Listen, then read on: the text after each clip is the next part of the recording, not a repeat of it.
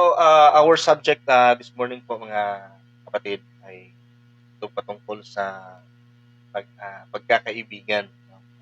Ito po ay napaka-importante po, hindi lang po sa ating sa atin na mga ordinaryong mananampalataya or ordinaryong individual, but also regardless with uh, status ng buhay, ito po ay kailangan ng isang tao na ah, sa ating mga buhay. So, the value of godly Christian friends. No? So, tayo naman po ay kaya naman po natin na pumili kung sino ang ating dapat na kakaibiganin. Di ba? So, sino yung dapat nating kakaibiganin. Napakadaling pumili, napakadaling mag-decide kung sino dapat yung magiging kaibigan natin. Anytime, kahit mamaya, pwede na tayong tumingin kung sino dapat kaibigan natin. Pero ang salita po ng Panginoon, ang Diyos po mismo ay nagpapaalala sa atin. No? So dito po sa talata na sinabi po dito, know ye not that the friendship of the world is enmity with God? Whosoever therefore will be a friend of the world is the enemy of God. So dapat po nating maunawaan mga kapatid na in making friends, we should learn to choose kung sino yung ating mga dapat na kinakaibigan. Maliwanag po na sinabi na sa salita ng Panginoon na kung sino yung makikipagkaibigan sa mundo, which means yung mga tao, yung mga unbelievers, or yung mga tao na mga acting like a worldly people, especially yung mga Kristiyano na mga backsliders or yung mga nag-a-act ng mga worldly things, ay ito po ay kinamumuhian ng Panginoon. Right? Maliwanag po na sinabi po dito na whosoever therefore will be a friend of the world is the enemy of God. No? So, tayo po ay pinaalalahanan ng Panginoon sa umaga na ito na kailangan natin na mamili ng kaibigan. No? At hindi lang yung mamili, tayo din mismo, we should be a good friend. No? Tayo din mismo, tayo din po ay dapat magiging mabuting kaibigan. Na ngayon, ang tanong dito, how to be a great friend? No? No? How to be a great friend? So paano ba magiging napakabuting kaibigan? Sisimulan po natin yan sa ating mga sarili mga kapatid. No? So wag natin tingnan yung ibang tao. Tingnan po natin yung ating mga sarili. Let's atin pong tingnan yung ating mga sarili po ngayon. Paano ba magiging mabuting kaibigan? Kaya ika nga, as a Christian, as a believer, tayo po ay dapat magiging magandang halimbawa. We should be a good example sa lahat ng mga bagay. So ito po, sana po ay atin pong pakinggan at may matutunan po tayo. So, how to be a great friend. So, hindi lang po good, hindi lang po best, but how to be a great friend. Right? So, number one po ay be a friend of God. Yan po, ang isang tao na mabuting kaibigan sa ibang tao, numero uno po mga kapatid ay ang una po nating kakaibiganin ay ang ating Panginoon. Di ba? Tayo po ay ligtas na. Yes, we all know that we are all saved. Diba? Pero minsan kasi dahil sa lalo na tayo mga Baptist, dahil sa alam natin na yung kaligtasan natin ay hindi na nawawala at lagi if once saved, we are always saved. So, minsan ginagamit natin na ticket yung paggawa natin ng kasalanan para magawa natin yung mga sarili nating gusto. No? Kaya that will lead us to distraction. That will lead us to yung tiwala ng isang kaibigan ay mawawala sa atin. Diba? So, if we are a friend of God, kung tayo po ay kaibigan ng ating Panginoon, tayo po ay iingatan.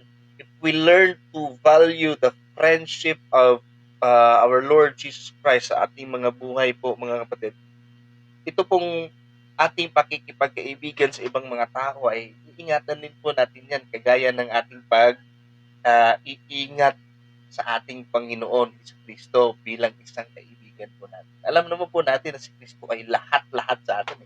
He's not only a Savior, He is not only a Father, He's not only a helper, He is also a great friend. Let us be a friend of God, no? So, sana po ay atin po yang matutunan, atin po yang sisimulan na i-apply sa ating mga buhay, no? Yung pakikipagkaibigan natin sa ating Panginoon. Alam niyo po mga kapatid, alam ko po na naranasan niyo din po ito sa karamihan natin. Not only karamihan, sa lahat, no? Naranasan po natin yan na ang dami nating mga kaibigan. Ang dami, friends may come and go. May mga friends na nananatili, merong friends na parang wala lang. Yung ibang mga friends with benefit lang. Right? But we as believers of our Lord Jesus Christ, as a Christian po, we should be a good friend. Not just a good friend, but a great friend. Kaya po, kailangan po natin na matutunan the value of a godly Christian friends or friend. Simulan po natin sa ating mga sarili. So, una po, kaya na binanggit ko kanina, be a friend of God. Okay? So, just like the Lord, kung anong ginawa niya para sa atin. Buksan nga natin yung talata, mga kapatid. Hebrews chapter 13 verse 5. Ito yung halimbawa na ginawa ni Kristo. So, alam po natin that Jesus Christ is our Lord and Savior. But despite of being God, siya po ay nagiging magandang halimbawa para sa atin pagdating sa pakikipagkaibigan. Okay? So, Jesus siya mismo, si Jesucristo mismo, siya yung nagiging mabuting halimbawa para sa atin. Kaya mga kapatid, if we are a friend of our Lord Jesus Christ, if we are a friend of God, wala po tayong rason na hindi po natin siya mahalin at hindi natin siya susundin as a leader, as a influencer of our lives. No? Tayo din, if we are a friend of God, sabi nga nila na friends with the same feather flocks together. So if we are a friend of God, then God is holy. Then of course, we will be holy according to God sa biyaya ng Panginoon. And of course, we will try to be holy as sa sarili natin. So, susubukan natin na sumunod sa Panginoon. Right? So, ginawa ng Panginoon para sa atin sa Hebrews 13 chapter 5. Sinabi na, ito yung ginawa niya, oh. Tayo po bilang isang kaibigan, ito dapat yung ating gagawin, oh. Sabi sa verse 5, let conversation be without covetousness, and be content with such things as ye have. Anong sabi ng Panginoon sa atin? For He had said, I will never leave thee nor forsake. Ganun po. Di ba? Kung tayo po ay kaibigan, ang Panginoon nga, as our friend, hindi niya tayo iwanan. Ganun din sana tayo bilang kaibigan sa ating mga kaibigan. Di ba? So sana po ay huwag nating iwanan yung ating mga kaibigan. Let's try to extend our help to all the people na ating tinuturing na kaibigan. Alam naman po natin na hindi natin lahat kayang kaibiganin at hindi natin lahat pwedeng kaibiganin. But if we choose our friends, we should have this kind of character na if we choose to be a friend of anybody, then we should have this kind of character na meron si Kristo na hindi siya nang iiwan. Minsan sa atin, nang iiwan tayo sa ere. Iniiwanan natin. Na alam natin na yung kaibigan natin ay kailangan niya ng tulong. Kailangan niya ng tao na mag-guide sa kanya. Kailangan niya ng tao ng gagabay sa kanya. Kailangan niya ng tao na susuporta sa kanya. Kasi, mga kapatid, take note, ang atin pong sitwasyon ay umiikot. And these friends, ito po mga kaibigan ito, sila po yung ginagamit ng Panginoon para tayo ay i-uplift, tayo ay pag-aani ng ating mga buhay. Tayo po, sana po tayo din mismo, simulan natin sa ating mga sarili, pakita natin sa kanila, that iparamdam natin sa kanila na hindi, don't worry, nandito lang ako pa. I'm here for you. Ganun ba? Kasi, it takes sisimulan po natin yan sa ating mga sarili, makita nila, maramdaman nila, gagawin din po nila yan sa ibang mga tao. Diba? Sabi nga ng Panginoon, we are the light of the world. Ilawin natin yung ating mga ilaw para makita ng iba. Pag nailawan sila, pag umilaw din sila, iilaw din yan, magpapailaw din yan sila. So, let's start with ourselves.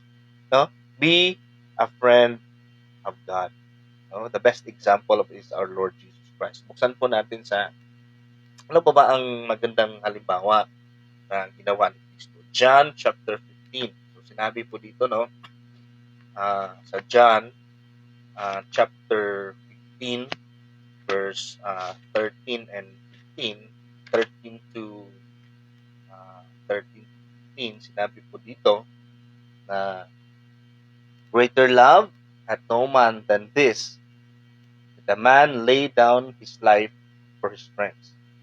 Ye are my friends, if you do whatsoever I command you. Henceforth, I call you not servants, for the servant knoweth not what his Lord doeth.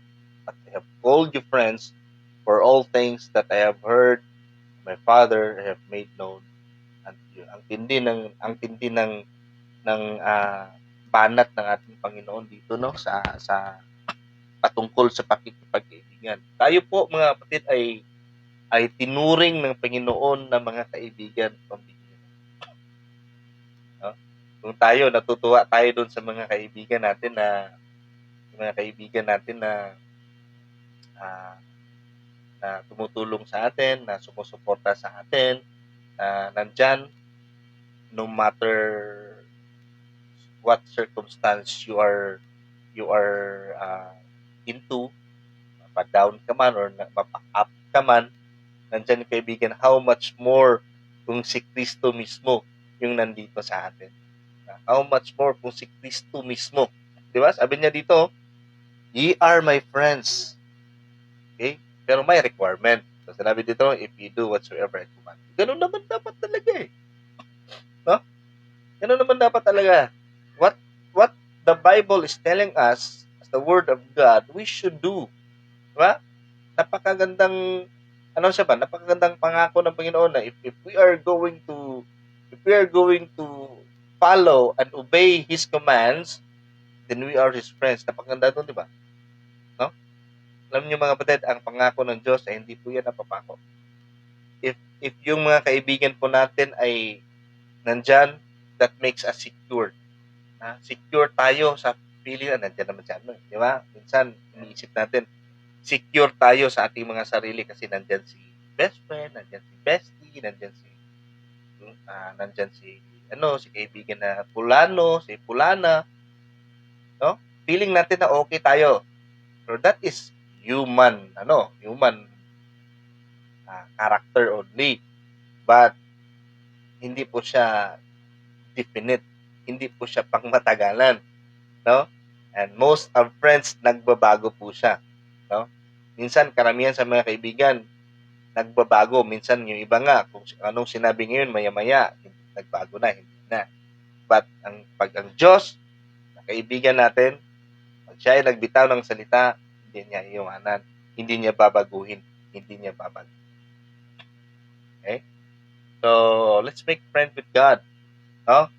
Biganin po natin ng Panginoon para yung pakikipagkaibigan po natin sa iba ay kung paano natin kinaibigan ng Panginoon, ganun din ang turing natin sa iba na mga kaibigan natin at kakaibiganin pa lang. Okay?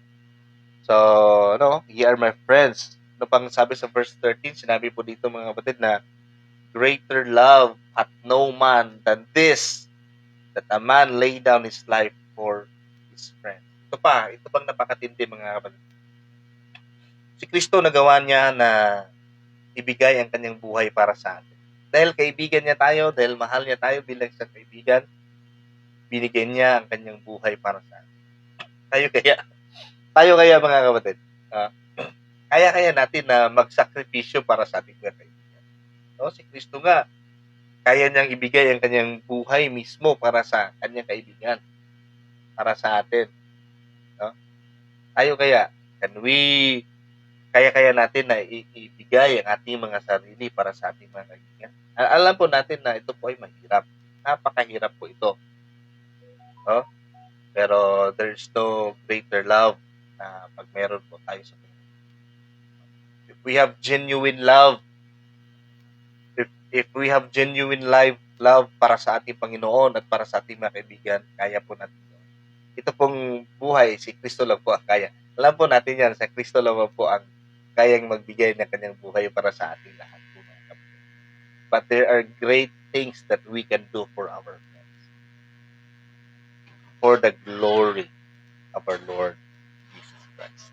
No? Para sa kapurihan ng Panginoon, para sa kapurihan ng pangalan ni Kristo, kaya po nating gawin sa pamamagitan ng biyaya ng ating Panginoon. Diba?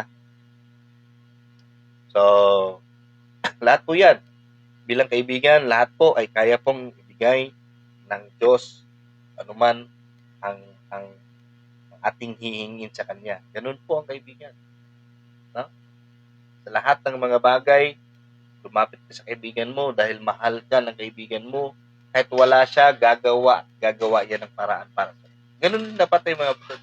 Na dahil mahal natin kaibigan natin at alam natin na talagang nangangailangan siya or hindi man pinansyal, lahat ng klaseng pangailangan, emotional, yung mga advice natin, nandyan ka. Di ba minsan, kahit busy tayo dahil nag-text or tumawag yung kaibigan natin, nagbibigay tayo ng panahon. Nagbibigay tayo ng panahon para sa ating kaibigan. Teka lang, sige, anong problema mo? Di ba? We give time, we give effort, or even we lend money for our friends. Okay? So, ganun din po dapat tayo mga kapatid.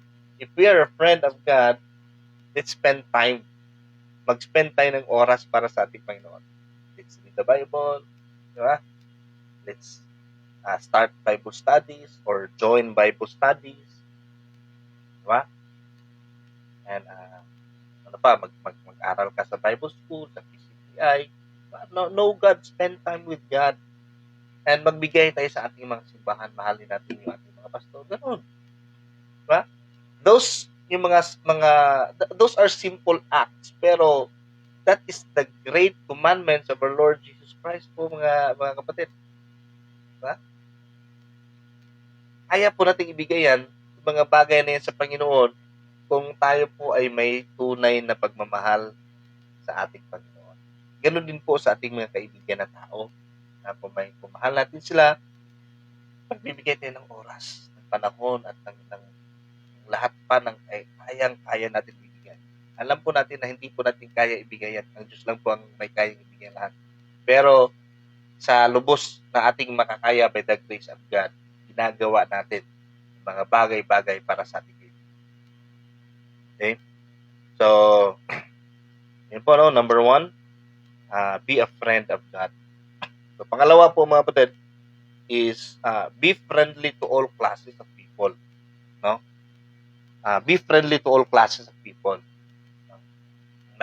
Magiging mapagkaibigan tayo sa lahat ng uri ng mga tao. Huwag tayong pipiliin dahil ba gustusin, hindi na natin kinakausap, hindi na natin kinakaibigan.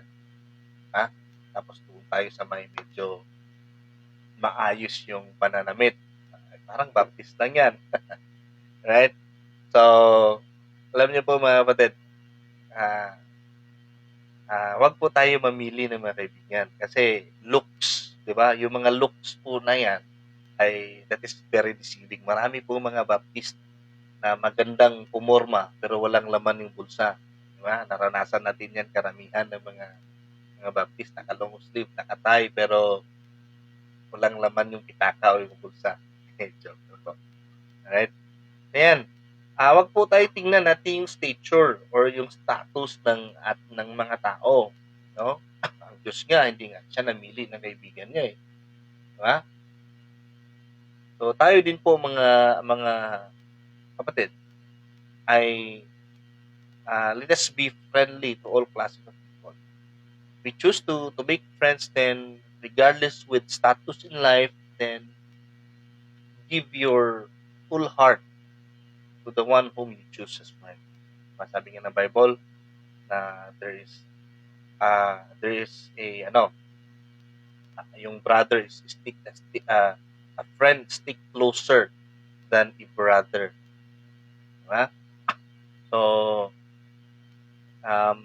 be friendly to all classes. Okay? Sige nga, buksan natin sa Proverbs chapter 17 verse 17. Ano bang sinabi ng Panginoon po sa talata na ito? So the word of God is telling us on Proverbs chapter 17 verse 17, a friend loveth at all times, and a brother is born for adversity. Diba? So, ang kaibigan po ay nagmamahal sa lahat ng oras. Ganoon din po sana tayo mga kapatid, no?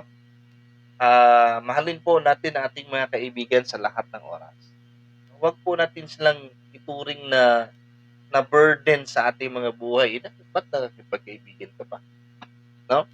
If you choose to make friends with that person or with that brethren, then panindigan mo in the Lord, di ba? So, number one po, kaya nang sinabi na kanina, you should be making friends with God first, tapos towards others. At huwag po tayong mamili. Huwag po tayong mamili ng kakaibiganin. Eh, alam nyo ba mga kapatid, mas hindi naman po applicable sa lahat to, pero based on my observation, yung mga mapapagkatiwalaan na kaibigan is yung mga kaibigan pa na yung mga tinatawag natin na mga ordinary friends, yung mga talagang yun pa yung mga kaibigan na talagang hindi ka iiwanan. So bilang isang mananampalataya po, bilang isang Kristiyano, regardless kung anong estado mo sa buhay, pamayaman ka man or mahirap, ay talagang yung turing mo sa iba ay talagang parehas lang. Okay? So, buksan pa natin sa Proverbs 17:17, ano pong sinabi dito? A friend loveth at all times. No?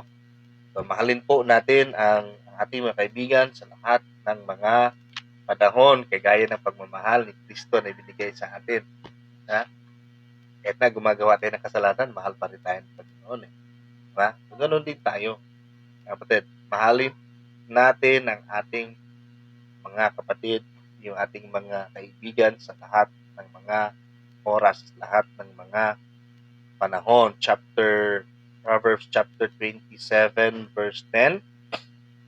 Sinabi po dito, thine own friend and thine father's friend forsake not. No? Neither go into thy brother's house in the day of thy calamity, for better is a neighbor that is near than a brother. No? Thine own friend and thy father's friend forsake not. Huwag po natin kaligtaan po yan. No? Yung mga kaibigan po natin sila yung mga madali nating malalapitan panahon ng mga pagsubok, sa panahon ng mga blessings. No? Sila po yung isa sa mga ginagamit ng Panginoon para tayo ay lumago bilang isang mananampalataya at lumago bilang isang tao. No? Be friendly to all classes of people. No, wag po tayong mamili. Bigyanin po natin lahat ng mga tao. No? If you choose to make friends, then panindigan mo. No? Wag po yung nakikipagkaibigan ka lang dahil may gusto ka or may kailangan ka, tapos pag nung tapos na yung kailangan mo, goodbye friends ka na. Huwag ganon. Hindi po yan magandang ehemplo. Hindi po yan magandang gawain. sa isang mananampalataya. No? Beware of fake friends, sabi ni Pastor Jess. Diba?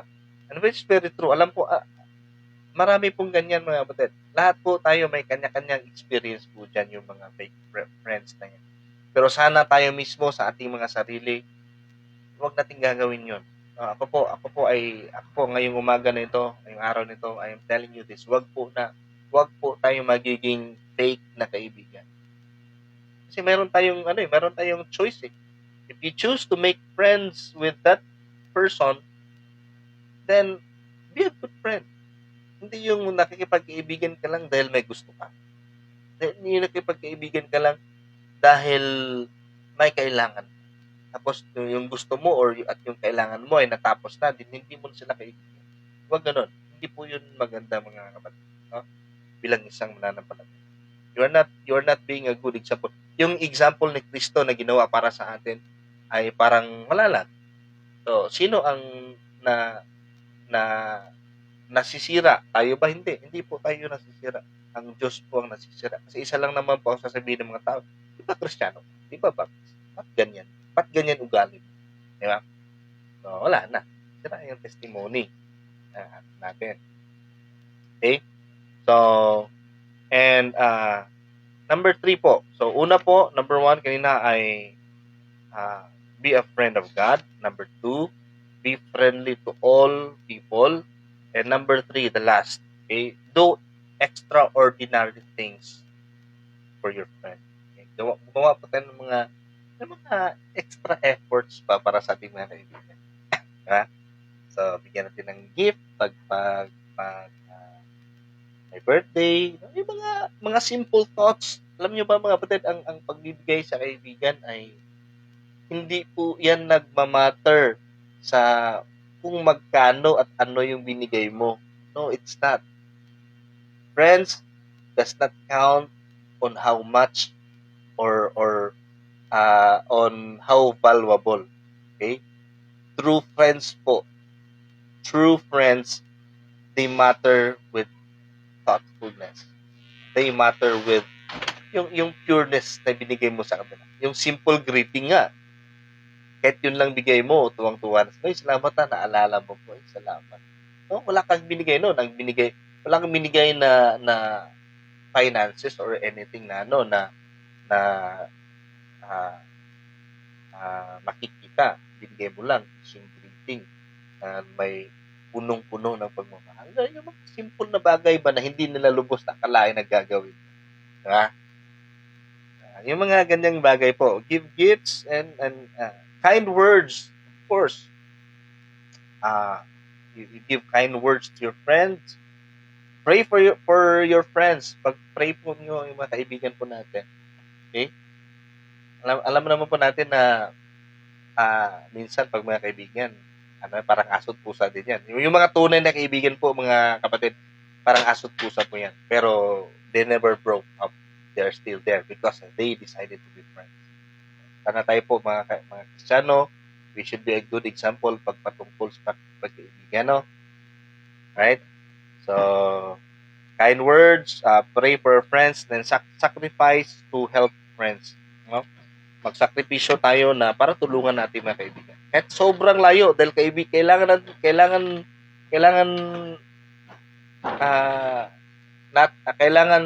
nila tayo, pupunta tayo. Hindi, lang. Punta mo na ako kasi parang may problema to. Diba? So, we make little sacrifices for our friends. No? And show pity. Makita natin yung naaawa tayo or dinadamayan natin yung ating kaibigan. So, correct gently. Yan po yung yung magiting na trabaho bilang kaibigan is yung to give correction. Tayo po yung isa sa mga nagpo-correct sa ating mga kaibigan kahit gaano kasakit po. Yan po. Isa po yan sa karakter ng kaibigan. Kahit gaano kasakit na marinig ng kaibigan mo yan, kailangan nating gawin yun. Kasi yan po, tayo po ay kina-counter-check po natin. Kung mahal po natin yung kaibigan natin, sabihin po sa natin sa kanila yung katotohanan. Pero, with love, di ba? Correct gently. Kagaya ng mga pastor. Isa yan sa mga struggles namin ng mga pastor na nasawayin yung mga members. Napakahirap sa amin na sabihan. Di ba? Marami po, alaman po natin na ang dami pong na-open sa mga ganyan. Kasi ayaw magpasabi.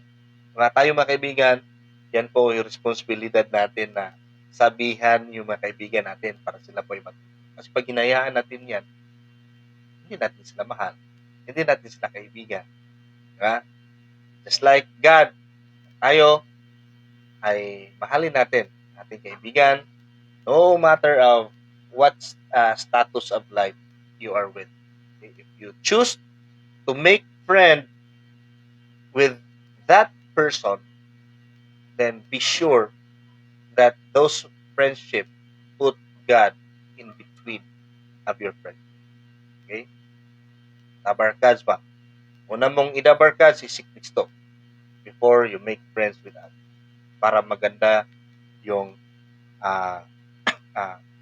maganda yung relasyon na meron kayo, at pag nakita po yan ng ibang mga tao, mga kapatid, ay talagang hindi po yan mawawala, bagkos yan po ay bibigyan pansin ng ibang mga tao at bibigyan halaga ng ibang mga tao, lalo na yung mga hindi mananampalataya. Uy, yan na. So, and para sa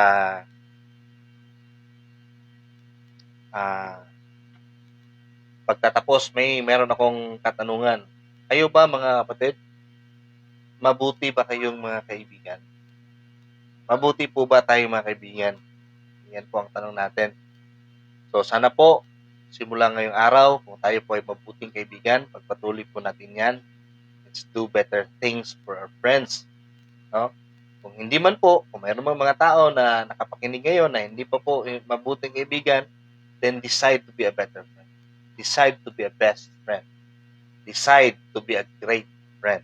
And of course, that friendship is in the Lord. Okay? So, tayo po ay manalangin para sa ating pagtatapos. Maraming salamat.